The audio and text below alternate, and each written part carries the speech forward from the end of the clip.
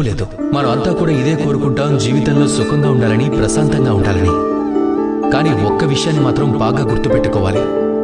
ఆ సూర్యుడు ఉదయించినప్పుడు ఈ ప్రపంచానికి వెలుగునిస్తాడు. మధ్యాహ్నానికి తట్టుకోలేనంత ఎండను కురిపిస్తాడు. సాయంత్రానికి తాను కూడా వెళ్ళిపోవలసి వస్తుంది.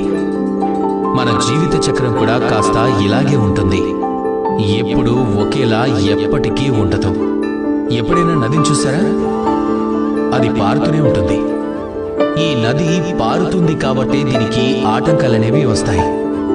ఎన్నో బండరాళ్లు, కొండలు అడ్డుపడతాయి. వాటిని ఎదుర్కొంటూ ముందుకు వెళ్లాల్సి ఉంటుంది. 4 వైపుల నుంచి మూసేసుండే చెరువులో ఎటువంటి ఆటంకాలు ఉండవు. కనుకని ఈ సృష్టిలో చెరువుని ఎవ్వరూ పూజించరు. పూజలు చేసేది నదిని.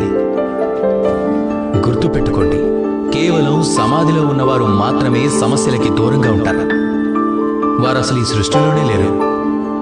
ఈ సృష్టిలో ఉన్నవారు జీవించి ఉన్నట్లయితే వారి జీవితంలో సమస్యలు శ్వాసలాగే ఎంతో ముఖ్యమైనవి. రండి నాతో పాటు ప్రేమగా చెప్పండి, రాధా కృష్ణ.